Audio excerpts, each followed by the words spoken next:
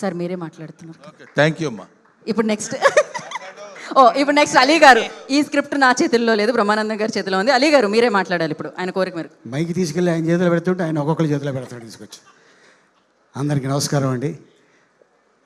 ఈరోజు ఈ అద్భుతమైన ఈవెంట్కి బ్లెస్ చేయడానికి మా అన్న the great comedian, Indian Charlie Chaplin Brahmanandam గారు రావటం అండ్ శివాజీని ఎంటైర్ క్రూని ఆశీర్వదించడానికి రావడం జరిగింది. కానీ మొన్న రీసెంట్గా ఇంటికి వెళ్ళి కూర్చుంటే అరే ఏం జరుగుతుందిరా అన్న, ఇది ఇలాగా 6వ తారీఖు శివాజీ సినిమా రిలీజ్ అంటే 3వ తారీఖు ఈవెంట్ ఉంది, అరే ఒక నిమిషం ఉండని కాల్ చేశాను.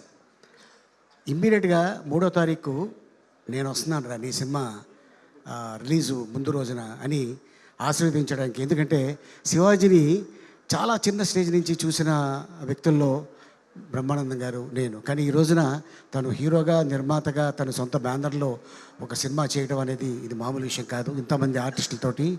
అండ్ అలాగే డైరెక్టర్ సుధీర్ గారికి, అలాగే నిర్మాతలకి, దీంట్లో యాక్ట్ చేసిన నటీనటులకి, అలాగే మొత్తం ఎంటైర్ క్రూకి ఆల్ ది బెస్ట్. అండ్ 6వ తారీఖున ఇది పెద్ద హిట్ చేసి మా శివాజీని పెద్ద నిర్మాత చేస్తారని ఆశిస్తున్నాను. Thank you so much. Thank you Ali గారు, థ్యాంక్ యూ సో మచ్.